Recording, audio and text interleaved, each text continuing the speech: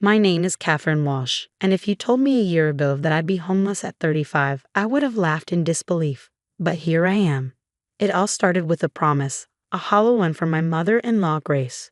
She begged me to sell my house to save my sister-in-law, Amanda, from financial ruin, assuring me we'd live together as one big happy family. 2 weeks later, I found my belongings stuffed into trash bags on her front porch.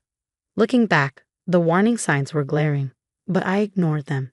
It began 3 months ago at one of Grace's infamous Sunday dinners. Amanda sat at the table, eyes puffy and red, while Grace loomed over her like a general rallying her troops. "It's just been so hard since Tom left," Amanda wailed, dabbing her face theatrically with a monogrammed napkin. "The gambling debts. I can't handle it anymore." Her sobs tugged at my sympathy, even though they felt just a touch too polished, like a scene from a soap opera. Amanda's husband had walked out 6 months ago, leaving her saddled with massive, secret debts. The drama of it all was vintage Amanda. "The lawyers say bankruptcy is my only option," she continued, her voice trembling. "I'll lose everything, the house, the car, even Mom's antique collection." Grace's grip on Amanda's shoulder tightened as she turned her hawk-like gaze to me. "We can't let that happen, can we, Catherine? Family helps family." I hesitated, offering a noncommittal nod, but the knot in my stomach tightened. Grace had that gleam in her eye, the same one she'd worn when she convinced my husband, Mark, to loan Amanda $20,000 from our wedding fund. We never saw a dime of it back. "You know," Grace said, her voice syrupy with false sweetness, "Catherine, your house is so big for just you and Mark. Why not sell it? The market's fantastic right now." I nearly choked on my wine. "Sell our house? But think about it." Grace cut me off smoothly. "You could help Amanda wipe the slate clean. Everyone could live here together, one big happy family. Imagine the savings on utilities and upkeep." Mark shifted uneasily beside me. "Mom, that's a huge decision. We need to." "Of course, darling," Grace cooed, but her tone dripped with urgency. "It's just that Amanda's bankruptcy hearing is in 2 weeks. Time is of the essence."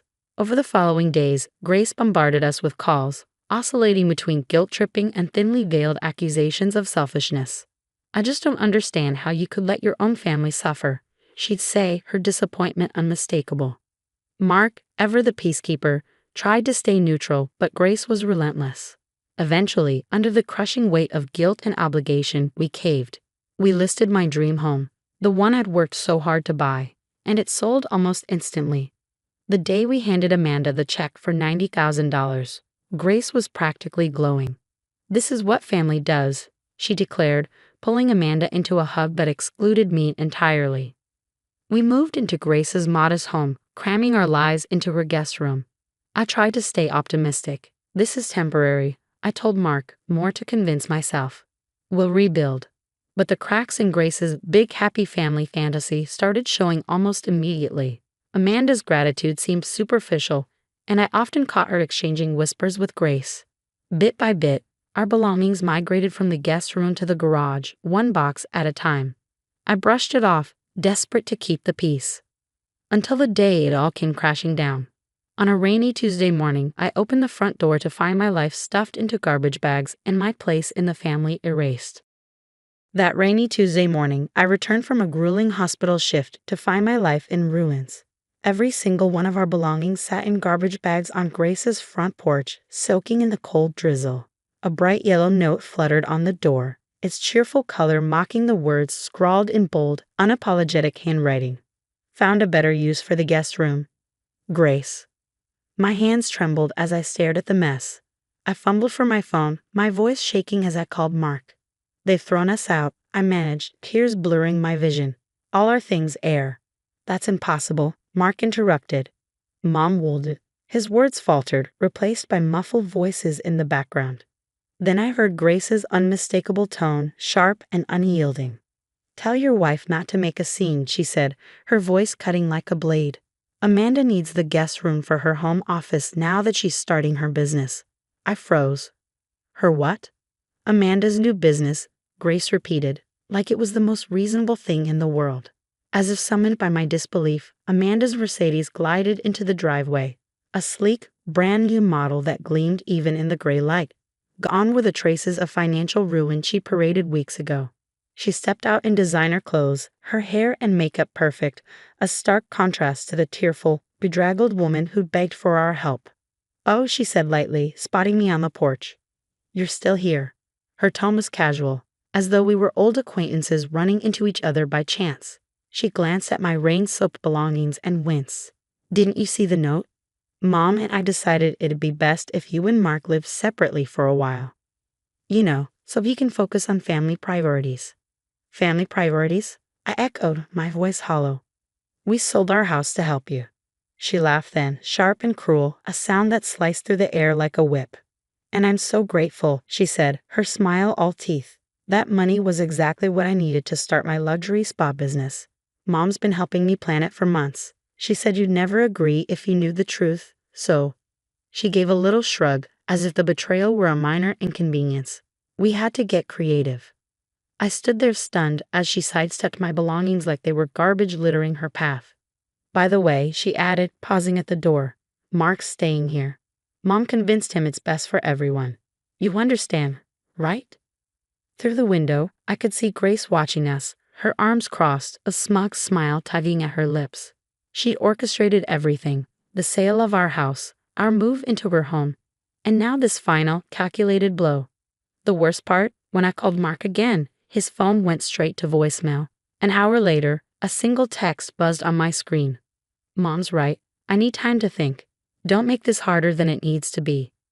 I stood in the rain, staring at the words until they blurred. My life, my home, my marriage had dissolved in the span of a morning. But as I began loading my drenched belongings into my car, another realization struck me. This wasn't just about money. This was about power and control. A perfectly executed plan to strip me of everything I held dear. But what they hadn't counted on was this. I wasn't powerless. They might have blindsided me, but they'd made one fatal mistake. I had evidence, every text, every email, every lie Grace and Amanda had spun to manipulate us. They thought they'd won, but they didn't know who they were dealing with. What Grace and Amanda didn't realize was that I had a habit of documenting everything. Years as a nurse had taught me the value of meticulous records. Every text, every email, every family meeting filled with thinly veiled manipulation. I had it all saved, including Amanda's drunken confession at last week's dinner about how she and Grace had been planning their so-called investment opportunity for months. My first stop was Sarah's law office. Sarah had been my best friend since college and was now one of the toughest attorneys in town. Sitting in her sleek conference room, still in my damp scrubs, I spread out printed emails, texts, and voice recordings across the table. As Sarah skimmed through the evidence, her eyebrows climbed higher with each page. "This," she said, pointing to a particularly damning email where Grace laid out their scheme, "is textbook fraud. And here, Amanda outright admits the bankruptcy was exaggerated to pressure you into selling." "Can we prove it?" I asked, my voice wavering as I wrung my hands. Sarah smiled, a sharp, predatory grin that I'd seen her flash before big cases.